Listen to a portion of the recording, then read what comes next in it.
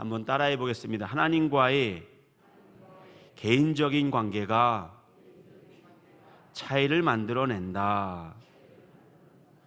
우리가 하나님과 영적인 관계가 회복될 때 하나님께서 우리의 삶을 통해서 축복하심을 깨닫기를 원합니다. 교회 안 다니는 한 이웃이 교회 다니는 집사님을 시험하기 위해서, 골탕 먹이기 위해서 이러한 질문을 던졌다는 것입니다. 도대체 아담은 어느 민족 사람이었습니까? 그렇게 집사님에게 물었던 것입니다. 집사님이 그 질문을 듣고 기지를 발휘했습니다. 제일 처음에 이렇게 아리송하게 대답을 합니다. 글쎄요, 잘은 모르겠지만 선악과를 먹은 것으로 보아서는 한국 사람은 아닐 것입니다. 그러니까 이 질문하는 사람이 궁금하잖아요. 이게 뭔 말인가? 아니 왜요? 이렇게 다시 질문했습니다. 그랬더니 그가 이렇게 대답했습니다. 만약 한국 사람이었다면 선악과를 먹지 않고 그 뱀을 잡아먹었을 것입니다. 그래요, 한국 사람 같으면 뱀을 잡아먹었을 것입니다. 우스갯소리지만 말입니다. 우리가 정말 하나님의 말씀을 믿고 하나님의 뜻 가운데 때로는 질문하지만 하나님의 말씀 어떨 때는요 돌직구로 믿어야 될 때가 있음을 깨닫기를 원합니다. 오늘 이 시간 그리고 다니엘 기도 가운데 내게 말씀하시고 함께 하시는 하나님의 음성을 듣고 그 믿음을 돌직구로 믿고 나아갈 수 있는 하나님 사람들 되시길 바랍니다. 세계적인 변화 심리학가인 앤소니 로빈슨이 쓴 책이 하나 있습니다. 책 제목이 참 의미심장합니다. 내 안에 잠든 거인을 깨워라. 그리고 제1장이 거인이여 깨어나라라는 그러한 장입니다. 그는 여기서 이렇게 말합니다. 사람이 긍정적인 결과를 지속적으로 유지하기 위해서는 세 가지를 유념하라고 조언합니다. 첫 번째, 자신의 기준을 높여라. 만약 올해에 이것이 나의 기준이었다면 내년에는 기준을 더 높여야 된다는 것입니다. 여러분, 여러분의 기준을 한 단계 더 높이시길 바랍니다. 두 번째, 부정적인 신념을 바꾸라고 말합니다. 사람의 신념은요, 일을 실행하게 하는 동기부여가 된다고 말합니다. 그러면서 만약에 어떠한 생각, 어떠한 것에 내가 부정적인 생각을 가지고 있었다면 이것이 가능하다는 긍정적인 신념으로 바꿀 것을 우리에게 조언합니다. 그리고 마지막 세 번째, 내 안에 잠든 거인을 깨우기 위해서는요 전략을 바꾸라고 말합니다. 지금까지 해온 일 중에 변화가 없었다면 지금까지 사용했던 전략이 잘못됐다는 거예요. 그러니까 그 방법은 이제 접어두고 새롭게 전략을 바꾸어서 새로운 일을 할 때 변화가 일어난다는 것입니다. 세 가지는 뭐냐? 자신의 기준을 높여라, 부정적인 신념을 바꾸어라, 그리고 지금까지의 전략을 바꾸라는 것입니다. 그래요. 그렇게 되면 내 안에 잠자고 있는 거인이 깨어나서 정말 내 삶에서 새로운 변화가 일어날 수 있다고 말하는 것입니다. 저는 이 책을 소개시켜드리는 이유가 있습니다. 우리의 신앙도 마찬가지입니다. 여러분, 하나님과의 영적인 관계가 지금까지의 방법에서 뭔가 문제가 있었다면 사랑하는 여러분, 생각이 변화되시길 바랍니다. 하나님과의 관계를 근본적으로 바꿔야 되겠다. 지금까지의 삶의 모습이 아니라 내가 다른 모습으로 하나님 앞에 더 깊이 들어가고 하나님을 만나야 되겠다는 영적인 결단과 용기가 있어야 됩니다. 하나님은요 풍성하신 분이십니다. 하나님은요 우리의 삶에 복 내려주기 원하시는 분이십니다. 그런데 우리가 하나님과의 영적인 관계가 올바르지 않았을 때, 관계가 문제가 있을 때 하나님께서는 우리에게 기다리시고 인내하시는 거예요. 그러므로 만약에 내가 꿈꾸는 하나님과의 영적인 관계가 이루어지지 않았을 때 우리는요 우리 자신을 돌아볼 수 있어야 됩니다. 오늘 같이 상고한 말씀을 통해서 두 가지를 한번 생각해 보려고 합니다. 첫 번째, 하나님과의 관계 속에서요 숨겨진 자리가 있어서는 안 됩니다. 오늘 같이 상고한 창세기 17장 1절 말씀을 다시 한번 스크린 보고 있습니다. 시작.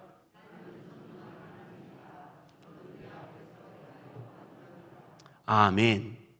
이 말씀은, 오늘 본문의 이 말씀은 두 가지의 중요한 표명이 나오고 있습니다. 첫 번째는 나는 전능한 하나님이라. 그리고 두 번째는 우리를 향하신 말입니다. 너는 내 앞에서 행하여 완전하라. 이 두 가지의 말씀. 첫 번째, 하나님은 뭐라고 말씀하시냐면 나는 전능한 하나님이라. 전능하다의 이 뜻은 히브리어로 엘샤다이입니다. 전능하신 하나님이란 뜻이에요. 엘은 우리가 잘 알다시피 하나님을 의미합니다. 샤다이는 뭐냐? 전능하다는 뜻인데, 전능하다는 뜻에는 무슨 의미가 들었냐면 모든 것을 공급하다의 뜻이 있어요. 전능하신 하나님은 모든 것을 공급하시는 분이십니다. 그런데 이 샤다이에 또 다른 뜻이 하나 있습니다. 젖가슴이란 뜻이 있어요. 무슨 말이냐? 이 그림을 염두에 두면서 이 젖가슴이라는 단어를 생각하시면 답이 나와요. 아이에게 엄마가 젖을 물리고 있는 장면을 한번 생각해 보시길 바랍니다. 엄마의 모유를 먹고 있는 아이, 그 순간 배고플 때 엄마가 주는 그 모유, 엄마의 젖가슴은 그 아이에게 모든 것을 공급해 주는 유일한 통로인 거예요. 즉 필요한 것을 공급해 주는 어머니의 사랑이 바로 거기에 담겨 있는 것입니다. 하나님께서 당신을 엘샤다이, 전능하신 하나님이다라고 말씀하시는 것은 여러분의 모든 필요를 하나님께서 분명히 채워주신다라고 말씀하고 있는 겁니다. 그런데 그 하나님께서 우리의 모든 것을 채워주기 위해 두 번째 표명 뭐라고 말하느냐? 내 앞에서 다닐 때 완전히 행하라. 여기 다닐 때 다니다는 무슨 뜻이냐? 하나님과 동행하다 의미가 있어요.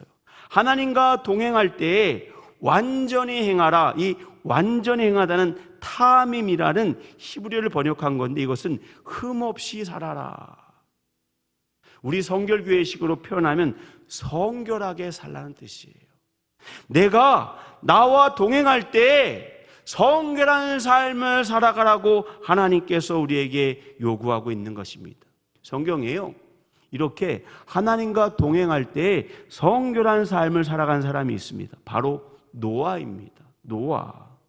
창세기 6장 9절에 이렇게 말합니다. 노아는 의인이요 당대의 완전한 자라. 그는 하나님과 동행하였으며.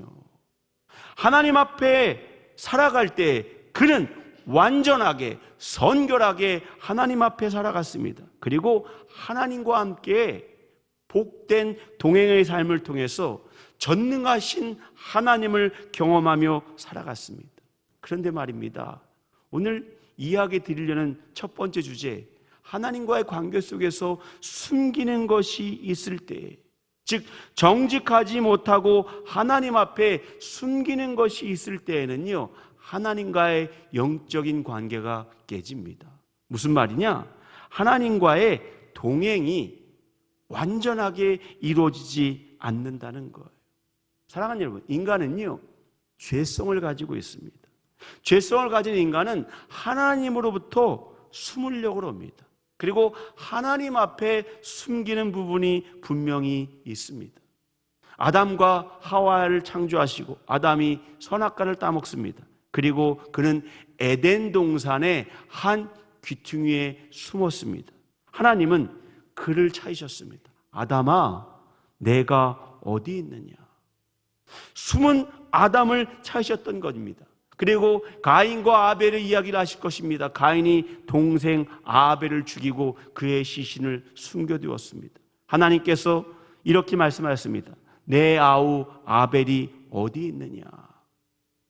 하나님과의 관계 속에서 가인이 한 일을 상기시키며 숨겨진 그것을 기억하라고 말씀하였습니다. 선지자 엘리야가요, 갈멜산의 승리 이후에 이세벨이 자기를 잡아 죽인다는 말 때문에 낙담을 하고 로뎀나무 안에 숨어 들었습니다. 그때 하나님께서 이렇게 말씀하셨습니다. 엘리야에게, 엘리야야, 내가 어찌하여 여기에 있느냐? 왜 로뎀나무 아래에 숨어 있느냐? 왜 내가 낙담하고 포기하고 있느냐? 아담도 마찬가지였고 가인도 마찬가지였고 엘리야도 마찬가지였습니다. 하나님과의 관계가 깨어지니까 숨어들었던 거예요. 하나님의 시선을 피해 하나님이 안 계신 곳으로 숨어가려고 그들이 숨어들었음을 발견하게 됩니다. 우리도 마찬가지예요. 하나님과의 영적인 관계가 온전하지 않잖아요. 제일 먼저 기도 쉬는 죄를 범합니다. 그리고 예배 드리기를 멈춥니다. 그리고 교회로부터 멀리 떨어져서 숨으려고 합니다. 그리고 혼자만의 깊은 고민 속에 빠져듭니다. 죄송하지만 하나님과의 관계가 무너지고 있는 거예요. 그런데 말입니다, 하나님께서는요 끊임없이 우리를 찾고 계심을 기억하시길 바랍니다. 아담을 찾으셨던 하나님, 가인을 찾으셨던 하나님, 그리고 엘리야를 찾으셨던 하나님께서 오늘 우리의 숨겨진 부분을 하나님 앞에 고백하고 나오기를 요구하고 계신 것입니다. 그리고요, 하나님 앞에 숨은 사람들, 하나님 앞에 숨겨진 것이 있는 사람들의 특징이 또 하나 있습니다. 모든 책임을요 내가 아닌 다른 사람에게 돌립니다. 아담도 자신이 잘못한 것을 누구에게 탓했죠?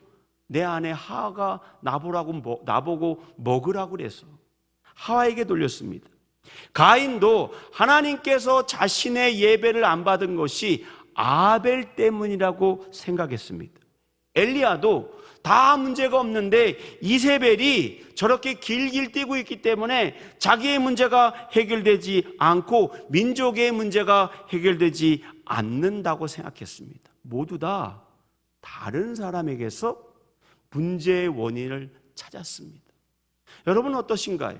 혹시 하나님 앞에서 나와의 관계의 문제를 다른 것에서 찾고 있지는 않습니까?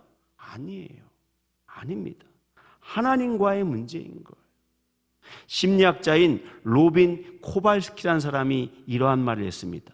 불평은 대부분 다른 사람들부터 동정이나 또는 인정을 받기 위한 그러한 심리적인 발동이 있대요. 내가 누군가를 불평하고 뭔가 불평할 때는요, 저 사람부터 내가 인정을 받고 싶다, 저 사람부터 내가 어떠한 동정을 받고 싶다, 그러한 말들 때문에 내 문제가 아니라 다른 사람의 문제 또는 환경의 문제처럼 불평을 한다는 거예요. 불평한 사람들의 심리가 그렇다는 겁니다. 그런데 말입니다, 정말 중요한 것은 불평을 통해서 문제가 해결되지 않아요. 불평은 오히려 다른 사람에게 저 사람은 부정적인 사람이구나라는 사인을 줄 뿐입니다. 여러분, 진짜 문제는요 내게 있음을 깨닫기를 원합니다. 하나님과의 관계 속에서 하나님과의 관계를 해결하기 위해서는 하나님 왜 이렇게 하십니까? 라는 불평이 필요한 것이 아니라 하나님, 내게는 하나님의 만져주심, 하나님의 터치, 하나님께서 치유해야 될 영적인 문제가 내 안에 있습니다. 하나님, 나를 찾아와 주셔서 내 문제를 해결하여 주옵소서. 하나님과의 1:1 관계 속에 들어가시는 믿음의 사람들 되시길 바랍니다. 그러할 때 진짜 치유가 시작되고 진짜 변화가 일어나는 것입니다. 두 번째, 하나님과의 언약적 관계의 신비 속으로 들어가야 됩니다. 오늘 같이 읽은 창세기 17장 1절 말씀입니다. 99세 때에 여호와께서 아브라함에게 나타나서 2절의 말씀입니다. 다 같이 스크린 보고 읽습니다. 시작.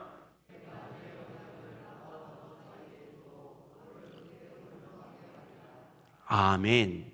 하나님이 말씀하십니다. 내가 내 언약을 너와 나 사이, 너와 나 1:1 관계 속에 두어 너를 번성하게 하겠다. 그리고 9절에 또 이렇게 말씀하십니다.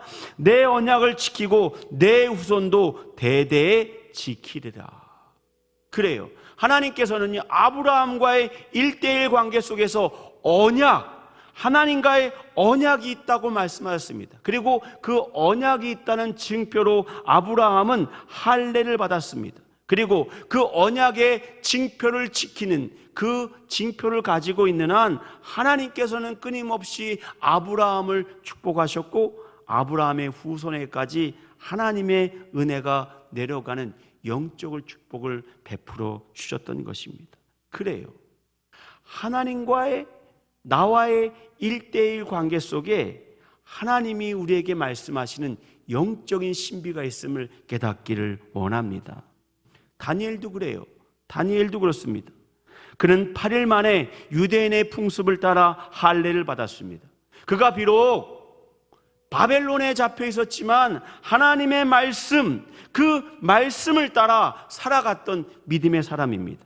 그는 하나님을 개인적으로 만났습니다. 그리고 하나님께서 자신의 인생을 축복하시며 언젠가 하나님의 약속을 믿고 살아갈 때 분명히 적과 꿀이르는 예루살렘, 나의 곤약으로 분명히 돌아가게 하실 것을 그는 믿고 있었습니다. 그래서 다니엘이 어떻게 합니까? 1장 8절에 뜻을 정하여 결단을 하고 하나님과의 영적인 신비 속으로 들어가기를 고민했습니다. 그래요. 우리도 마찬가지입니다. 하나님이 분명히 다니엘 기도 가운데 여러분을 향한 하나님의 뜻이 있음을 분명히 보여주실 것입니다. 하나님, 내가 그 약속의 말씀, 하나님의 뜻을 믿고 오늘을 살아가게 하여 주옵소서. 다니엘이 그랬더니 어떠한 축복을 주셨냐면요, 오늘 본문 속의 9장의 다니엘의 나이가 80 중반입니다. 그의 영적인 생활의 단면을 보여주는 말씀이 9장 21절입니다. 이렇게 말합니다. 곧 내가 기도할 때, 그는 하나님과의 관계 속에서 기도했습니다. 기도할 때 이전에 환상 중에 본 그 사람 가브리엘이 빨리 날아서 저녁 제사를 드릴 때쯤 내게 이르더니, 뭐라고 말하냐? 기도하고 예배할 때 가브리엘이라는 환상이 자기에게 드러났다고 말씀하고 있습니다. 그래요. 기도를 통해서, 예배를 통해서 내게 말씀하시는 하나님의 놀라운 은혜를 체험했던 것입니다. 사랑하는 여러분, 여러분이 기도할 때, 여러분이 예배 드릴 때 하나님의 영적인 신비가 여러분의 심령 가운데 부어짐을 믿으시길 바랍니다. 하나님의 신비를 깨닫길 원합니다.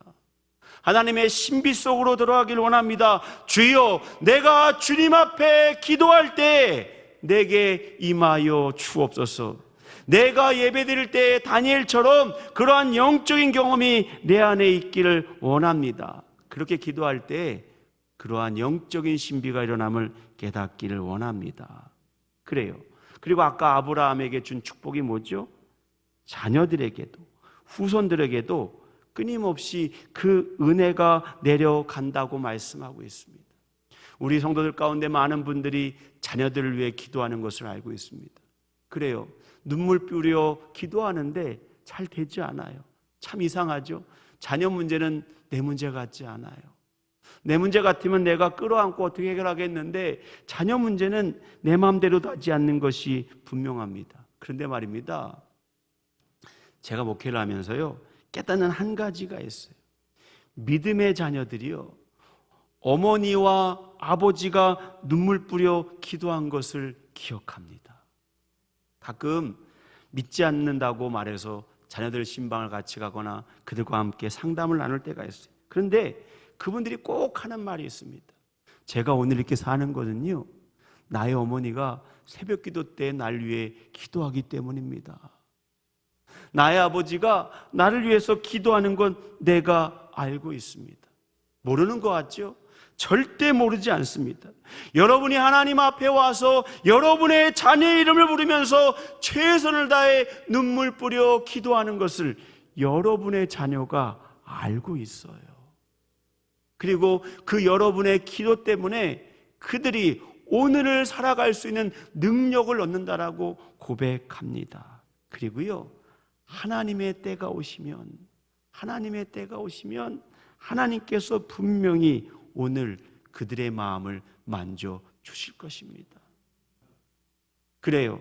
하나님의 사람들은요, 내 자녀가 하나님 하나님을 개인적으로 영적인 신비 속에 만나서 풍성한 인생을 살아갈 수 있도록 주여 함께하여 주옵소서.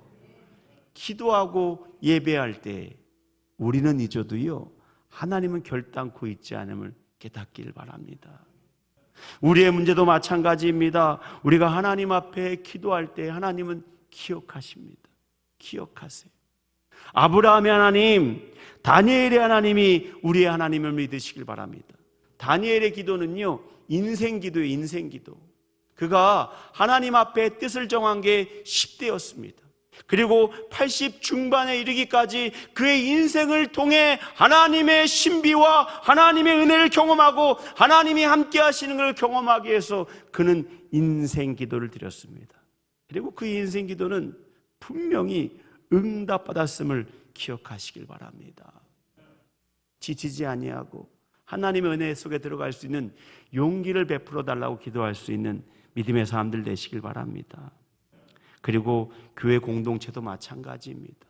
교회 공동체도요, 하나님의 신비와 하나님의 은혜가 있습니다. 저희 서재전 성결교회가 75년 이렇게 서 있을 수 있는 것은 하나님께서 오늘도 우리 공동체 안에 하나님의 놀라운 은혜를 베풀어 주시기 때문에 그런 거예요.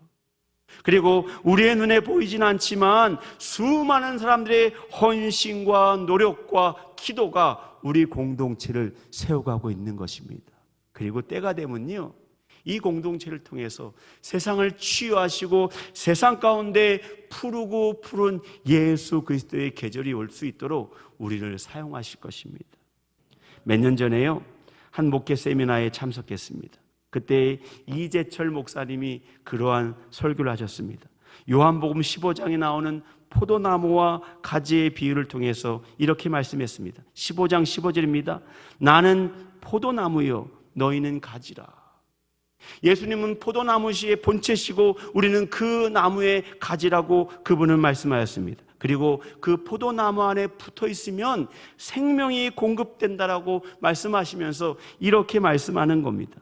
하나님이 창조하신 모든 나무는 가지가 일어나, 가지가 쭉쭉 자라는데 가지의 특징이 있습니다. 첫 번째 가지가 나오고 그 가지에서 또 다른 가지가 나오고 또 다른 가지가 자라나면서 제일 처음에 가지는 밑에 있지만 나중에 자라나는 가지는 위에 자라납니다. 그러면 뭐가 더 잘 보일까요?